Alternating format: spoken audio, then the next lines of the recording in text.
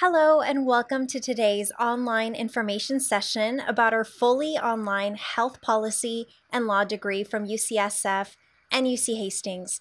Thank you for joining us today. My name is Mariam Rahimi and I am your enrollment advisor for this degree. I'm here to assist you throughout the entire application process until you feel comfortable clicking submit. I'll start our presentation by telling you about the need for professionals who can make a dramatic impact at the intersection of health policy and law. I'll talk to you about the various career opportunities this degree can afford, whether you're coming from a legal or medical background. I'll also discuss the curriculum and how you can apply this innovative master's degree. I encourage you to submit your questions at any point during the presentation, and I will answer each of them as time allows or respond to them after the presentation via email. Please bear in mind that some of your questions may be addressed in content presented later in the talk. So let's get started. In general, the healthcare industry will continue to drive the nation's employment growth through 2026 by adding around 4 million new jobs, accounting for about a third of total job growth. This data was recently provided by the Bureau of Labor Statistics. Healthcare reform and increasing healthcare costs have driven change in all areas of healthcare. Healthcare will continue to be a hugely relevant and important issue in our society for decades to come. Experts in the field differ on what aspects of it are more problematic than others, as well as on the best approach to solving the different problems. But health policy research is increasingly helping us to identify the relevant issues and to show quantitatively and qualitatively how to address them. But the differences in opinion are often politically driven and will continue to influence how our laws are legislated and interpreted. For example, the issue of whether healthcare should predominantly be private or publicly funded is one of the fundamental issues that will continue to be a major theme in our policy and political landscape. The Affordable Health Care Act, or ACA, created a lot of new and strikingly different approaches to providing for and paying for healthcare, so there's a lot of work to be done just around the ACA and determining whether those approaches have been successful within state and regional markets. The choice on how to structure the business of healthcare varies because there are a lot of factors, such as patient demographics, provider access, population health, and even climate and environmental issues, not to mention the political leaning of that region's lawmakers. It's a really exciting time to be entering this field. There are a few fundamental forces at play. The first is a real substantial redesign of our incredibly complex healthcare system. This was mostly driven by the passage of the Affordable Care Act. There's also a push to develop more strategic approaches to managing costs and services, in part due to our understanding of the relationship between those factors. It's becoming clear to us more and more that increased cost doesn't necessarily result in better services. And we know now, for example, that prevention and early intervention are critical to reducing healthcare costs and spending. And so addressing those kinds of issues is where HPL fits in. The complexity of our healthcare system puts a huge demand on providers and payers in terms of understanding the system and our compliance efforts. Because the system is so complex, healthcare providers, administrators, and attorneys have to spend a lot of time on the job learning the ins and outs of our healthcare system, including the ACA. We talk about how health policy is driving health law. That's a really good way to think about how they interact, meaning that we can't really develop effective laws until we understand the underlying policy issues and trends, which is a quantitative and qualitative research field. And that's where the health policy and law degree comes into play. We see the degree as a think tank about health policy and law, as our students come from a wide variety of educational and professional backgrounds and perspectives. The HPL degree was created by UCSF and UC Hastings College of the Law. UCSF was founded in 1873 and is the only UC campus devoted solely to health sciences. Its four schools consistently top the rankings in education, research, patient care, and NIH funding support.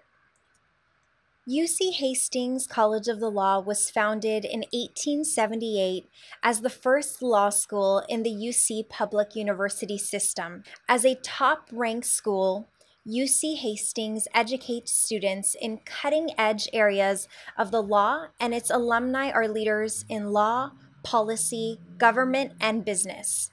The degree is also supported by the consortium, which was founded in 2008 to develop and support collaborative educational and professional opportunities for students and faculty at UCSF and UC Hastings. It's the bridge between the two schools and fuses both the medical and legal sides. Specifically, as law and science continue to overlap, lawyers, scientists, and medical professionals must be able to navigate both worlds fluently. This degree is for professionals who might not have had a lot of instruction about health policy. They may already be working in the healthcare field, perhaps as a doctor, a nurse, or in hospital administration.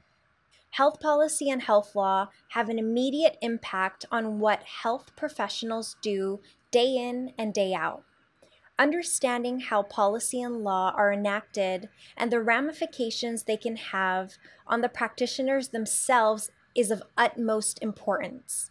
For those already working in the health field, having this degree on your CV or resume can help bolster you for a leadership position. The program is also ideal for folks who either don't want to practice law, for lawyers who want to acquire a deeper understanding of the issues. Another obvious goal for some HPL graduates is healthcare compliance. That's a really demanding and challenging field that doesn't require a law degree. HPL could be an excellent program for somebody who's thinking about going to law school or medical school, maybe someone who wants to become a healthcare attorney but isn't quite sure.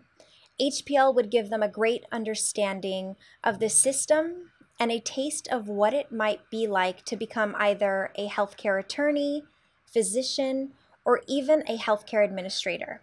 You may be thinking about even broader programs like an MBA, public policy degree, public health, or a public affairs degree. These degrees are quite generalist in nature and may have a few classes about policy and law, but the HPL degree fully focuses on these core areas that are so important to our healthcare system. If you're coming from a legal background, whether you're practicing law or not, this degree provides you with a broad-based understanding of our entire healthcare system. You'll be able to understand the complexity of how our healthcare system works and how policy and law impact practitioners. In comparison, most degrees in law, business, healthcare administration, or public health, medicine, and nursing don't really prepare students to help their organizations with legal compliance and legal policy. Those issues are just too complex to cover in depth. In practice, we're seeing more and more law firms go into health law specializations. There is a need for paralegals and other legal professionals to help their firms understand and comply with law and policy. With the HPL degree, you'll gain that knowledge to make you a valuable asset to a firm that deals with health law. On this slide, you'll see a few examples of the types of work you can go into. You could affect and shape change as a policymaker, reformer, developer, or analyst. Keep an organization in compliance with health policy as an in-house counsel, especially as new legislation comes to the fore. Or as an insurance company administrator, you'll need to be able to synthesize and enact changes to health insurance to ensure that your company is in compliance. On the medical or clinical side, historically, we've seen physicians and nurses move into leadership roles as they progress in their careers. Here, HPL will provide a solid foundation because you'll learn a great deal about how the law influences the business of healthcare, as well as how to ensure legal compliance within your organizations. Most experienced healthcare administrators, physicians, and nurse leaders who are learning this material on the job will probably not have been exposed to the breadth of material that HPL provides. This is because those leadership positions really focus on certain parts of the system, such as quality or research, or employment issues, or Medicare compliance. HPL, unlike law schools or medical school, is built so that you are learning by putting the material into the context of practical issues that are relevant to the business of healthcare. Healthcare providers, hospital administrators, healthcare administrators, those who work at health insurance companies will get an excellent understanding of the legal framework and the work that they do. Physicians, nurses, and other providers will really learn how to understand how the law influences the work that they do. It will also prepare them for leadership positions such as chief medical officer or chief nursing officers, medical staff officers, quality control executives, managed care executives, and the like. And a booming profession is in health informatics. As a health informatics officer, you'll compile, process, and maintain medical records of hospital and clinic patients that is consistent with medical, administrative, ethical, legal, and regulatory requirements. If you're thinking about pursuing a public health degree, the HPL degree will give you a broader education about health policy and law that a public health degree can't dive into.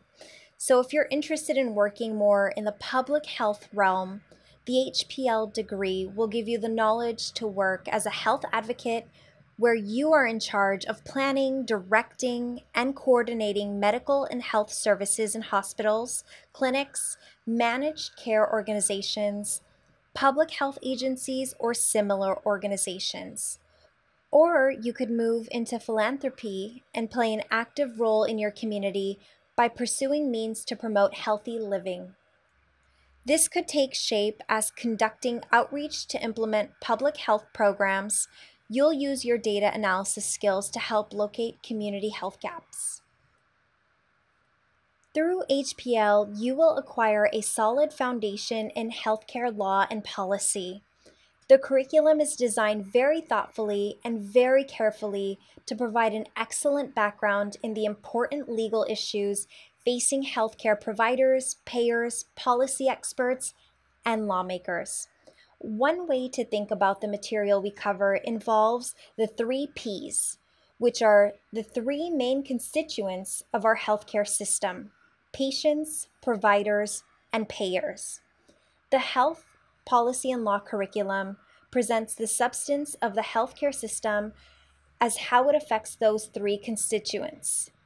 During your 2-year study with us, or 1 year if you're studying full-time, you'll take 24 course units of core courses and 12 course units of electives for a total of 36 required course units. You'll also complete a capstone project during the last 2 quarters of your studying. I'll talk more about that capstone project in a slide later on. Here are the core courses that you'll take.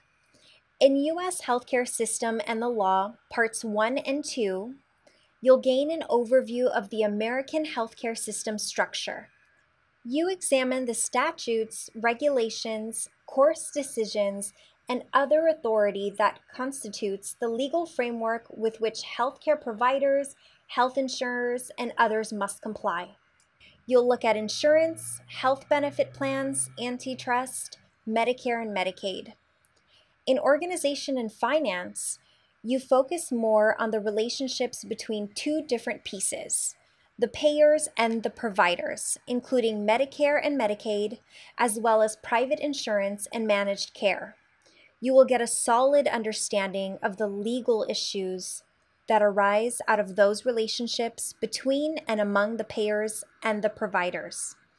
Health economics allows you to focus on economic principles and how they shape people's and organizations' interactions with healthcare. You will understand the underlying drivers of healthcare purchasing and spending and lay the foundation for analyzing proposed health policies.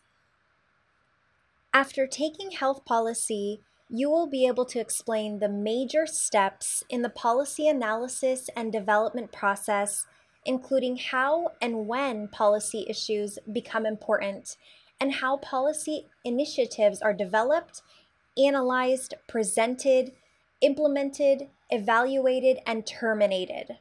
You will have gained the skills needed to effectively advocate for change in direct patient care within healthcare organizations and in the wider political infrastructure. In how to evaluate policy relevant research, you'll be prepared to examine policy and law questions and problems with a critical eye and with an understanding of what constitutes valid and defensible data and insights. By appreciating the different ways that scholars and practitioners grapple with a variety of evidence and data, you'll be able to recognize when different types of data evaluation are occurring and what can be done to reconcile diverse perspectives on what counts as useful information. Finally, in the HPL seminar, this 6-unit course will prepare you and guide you through the capstone project process. Again, I'll discuss the capstone in just a few minutes. Electives give you the opportunity to customize your learning by taking those courses that are most relevant to you in your career. Here is the list of the electives that we offer. Each is 3 units, and you need to complete 12, meaning that you'll choose at least 4 electives. In cost analysis and value-based care, you study topics such as comparing costs and benefits of healthcare, assessing the financial health of organizations, value-based payment approaches, behavioral economics, economic and health inequality, and the like. Program evaluation is exactly as it sounds. You'll learn to think critically about and evaluate various types of programs, including healthcare interventions, workplace projects, and social programs. You'll learn to identify which questions a particular program evaluation should answer and what data might be needed to carry out that evaluation. Organization and system change provides you with a range of translational tools that you can use to promote the adoption of evidence-based medicine or can be used by stakeholders outside of healthcare organizations to promote the adoption of clinical innovations within organizations. In advanced policy analysis, you'll focus on an individual research or policy project and learn an applied approach to building policy campaigns and engaging in policy efforts. In healthcare reform, legal aspects, you'll focus on the legal aspects of the ACA as well as the legislative attempts at reform, historic and future, and interpretations of the reform laws by courts and government agencies. Patient-provider relationships digs more into the specific legal issues that arise in the relationships between the patients and providers. Examples include medical malpractice, medical ethics, consent, medical research, and the like. In advanced legal research, you'll develop a research strategy, gain background using secondary sources, locate the controlling statutes, regulations, and case law, update those authorities, know when to stop researching, and how to keep current.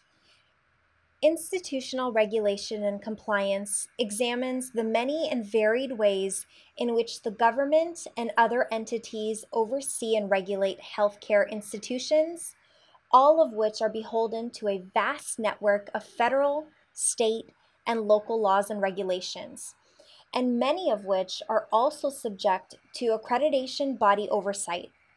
You'll look at health information privacy and security, the relationship between institution and physician, liability of managed care organizations, improper billing, and EMTALA violations. The last elective we offer, health policy advocacy, you'll develop research, strategic organization, and coalition building skills necessary to produce an effective advocacy campaign. As you can see, this program is very practice-based and practical. And you'll take all of your practical knowledge to put together a capstone project during your last 2 semesters. Capstone projects can take a range of forms depending on your interest. For instance, you may choose to conduct a 50-state survey on price transparency laws, write a policy brief on the most effective balanced billing legislation, or draft a white paper analyzing the research on the effectiveness of shared decision-making interventions. You may work alone or with other students in the program on a larger project under the guidance of a single mentor. Professor Jamie King and Dan Dohan actively encourage you and capstone mentors to be creative in project design and implementation and will oversee the project selection and design process. Most of your capstone activities happen in faculty-facilitated works in progress sessions. These include peer review and commentary so that you'll learn how to understand and provide constructive criticism to diverse audiences. The first phase of the capstone project is receiving help in identifying a capstone project, selecting a capstone mentor, and writing and defending a capstone proposal. In the next phase, you discuss project progress with your peers and receive feedback on how to address or overcome challenges you face in executing your project plan. In addition, you will provide feedback to your peers, allowing you to learn more about the problems or issues your peers are working on. During the final portion, you complete your capstone project and start reporting on the results in meaningful ways. You will present preliminary reports and presentations of the project for feedback. At the end, you will submit a final report and a final capstone presentation. I want to point out that you do not need to have a capstone project idea when you apply. You'll start to think about your capstone idea while you're taking the classes and then actively work on your capstone during the last 2 semesters of your studies. You'll learn best practices, techniques, and strategies from our faculty who bring years of real-world experience to the classroom. Our professors are skilled experts deeply vested in your success. They are passionate about sharing their knowledge with you and helping you achieve your professional and career goals. They bring to the classroom concepts that illuminate the topics as well as real-world examples from their professional experience. Here are 2 select profiles of our roster of outstanding instructors. Gregory Cochran serves as lecturer in law on the UC Hastings faculty and is a member of the UC San Francisco-UC Hastings Consortium on Law, Science, and Health Policy, serving as an associate director of the consortium's Health Policy and Law degree. His teachings and curriculum development skills are informed by his early career experience as an emergency medicine physician, followed by 15 years of experience as a healthcare attorney in private practice. He brings a unique perspective to share with HPL students on the legal issues impacting all segments of the healthcare industry. Greg's broad law practice experience includes advising hospitals, health systems, health plans, clinics, ambulatory surgery centers, physicians, and medical groups on a range of transactional, regulatory, and administrative law issues. Dr. Janet Kaufman is an associate professor at Philip R. Lee Institute for Health Policy Studies, the Health Force Center, and the Department of Family and Community Medicine at the University of California, San Francisco. She is a health services researcher who strives to build bridges between academia and policymakers. Janet's research interests include healthcare reform, the healthcare workforce, access to care for vulnerable populations, and innovations in management of chronic illnesses. You can complete this master's degree fully online, which gives you the flexibility to complete your coursework when and where to fit your schedule. Course material is always accessible online 24/7, be it videos, animated material, or podcasts. You can listen to a lecture while at the gym. Think about case studies while taking a walk during your lunch break. Mull over your capstone project at your local cafe. And you'll never be alone while taking your classes. In each course, your professors encourage you to interact with them and your classmates, discussing and exploring the various topics, all in real time using web, video, and audio conferencing tools for office hours, small group work, and student presentations. Much of your coursework is project-based and includes both individual assignments and small group collaborations with your colleagues. Remember, too, that your classmates come from varied aspects of the health or legal fields or are beginning their career in this dynamic field. So those conversations are going to be lively, engaging, and stimulating. Many of you might be wondering, what do your graduates go on to do? We're always super proud of our student success. Many of our professors share stories of students who have landed positions or who have advanced in their career. Here are a couple of our recent graduates and their current positions. Adrian Naidu is currently working as an analyst on the Public Hospital Redesign and Incentives in Medi-Cal Prime program for the Department of Healthcare Services in Sacramento. In this role, he is focused on creating opportunities for patients to get access to high-quality care. Prior to coming to the HPL degree, Adrian was working as a Covered California Certified Enrollment Counselor. Adrian told us that he chose the HPL degree because he believes that the biggest impact needs to be made at a systematic policy level. That is what he wanted the HPL degree to help him work on. Adrian wanted something practical that would help him problem solve and make a difference for the better. Novani Xavier is a clinical technician at UCSF and chose the HPL degree because she's been interested in bringing changes into the medical community. As a doctor, she has encountered a lot of problems in the clinical setting that needed to change, but she didn't know how to bring about these changes. Thanks to the degree, Novani now knows how to use regulation and law and speak the language of law to bring about that change. You can read more about these two and many of our other graduates on our blog on the website. So how do you get started? For students to be successful in this program, we do require all students must have at the very least a bachelor's degree from a regionally accredited American university or the equivalent from a recognized foreign institution with a 3.0 cumulative GPA if applicable. You will also need to show some working knowledge of the U.S. healthcare system. You can demonstrate your working knowledge through either work or educational experience. Some students have taken a policy course that prompted their interest in healthcare. We've also had students who have been heavily impacted as a patient within the healthcare system.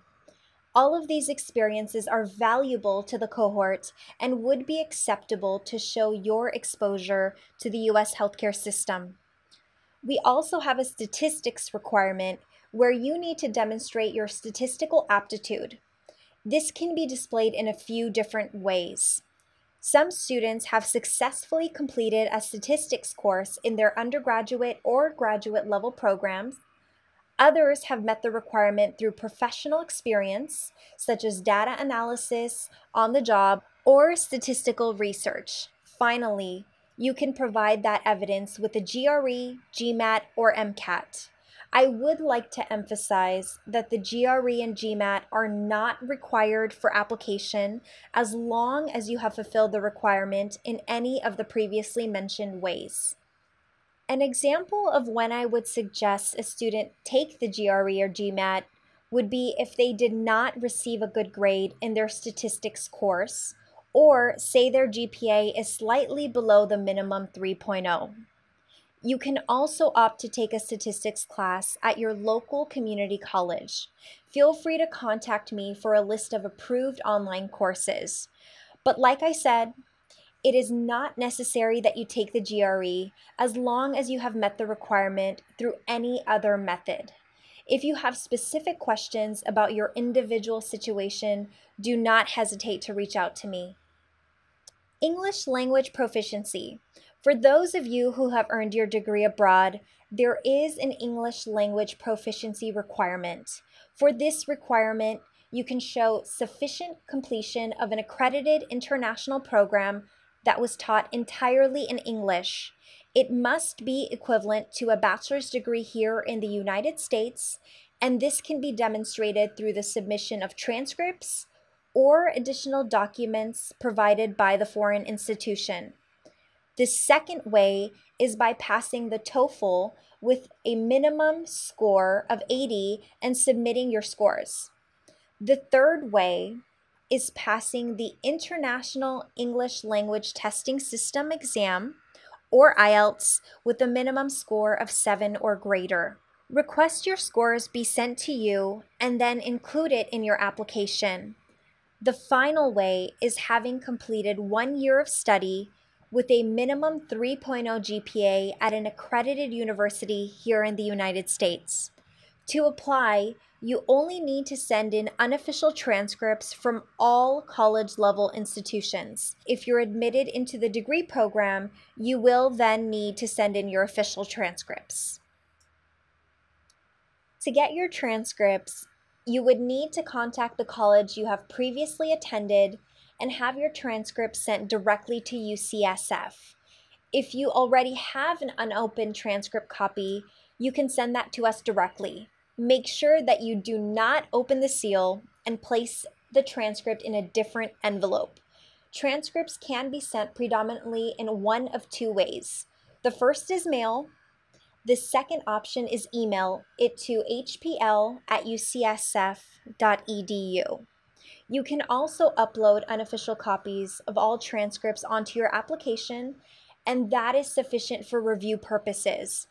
But depending on admission, we would need the sealed official copy sent over.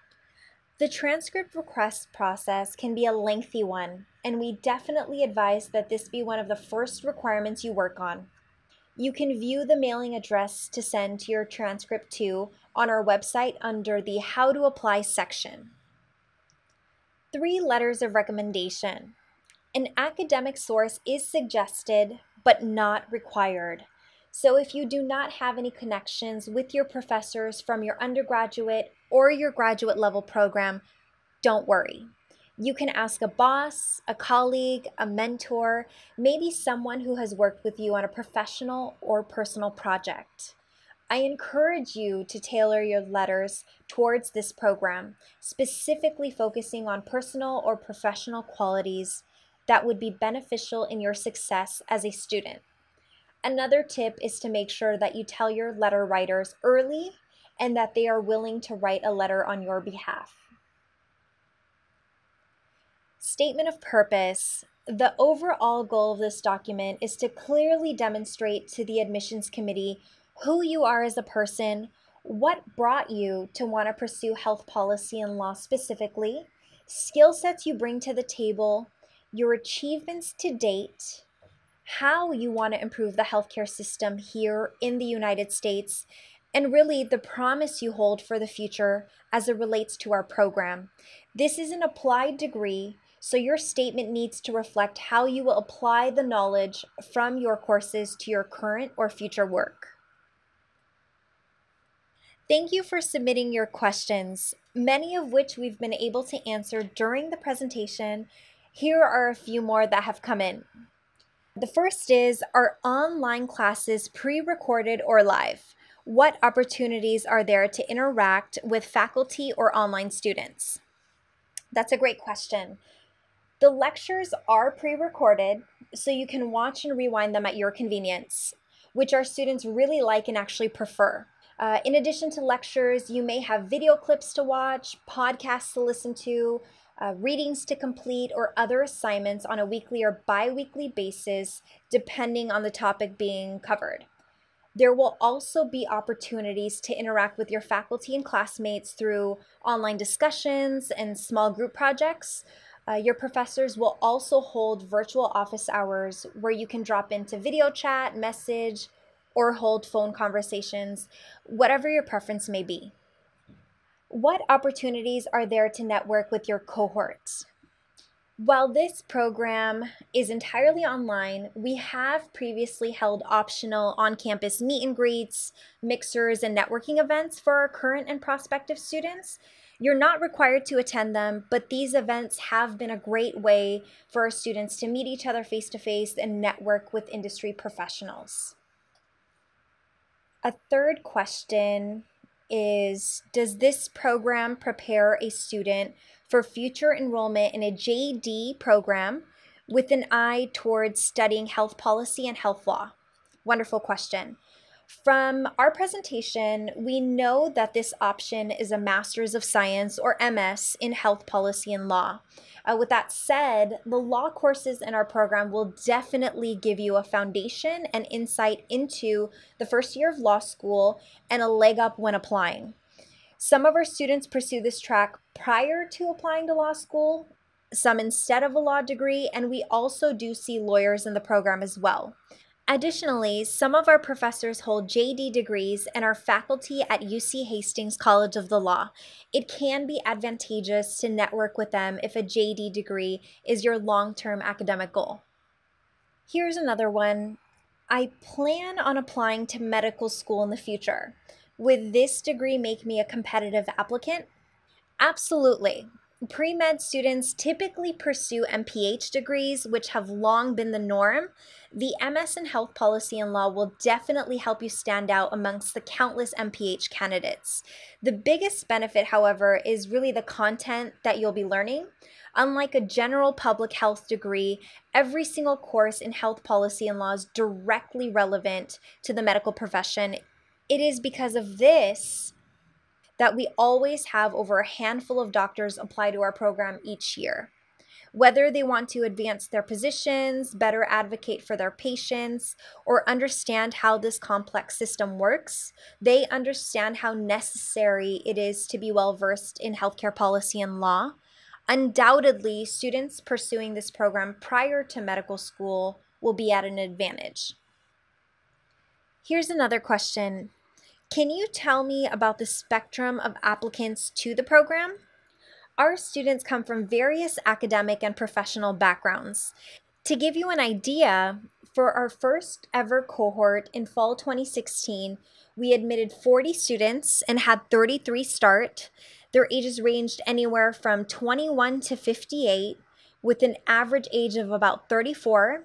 26 held bachelor's degrees of various majors, 3 had master's degrees, 6 MD degrees, 4 lawyers with JD degrees, and 1 PhD student. For our second cohort, we admitted about 40 and had 37 start.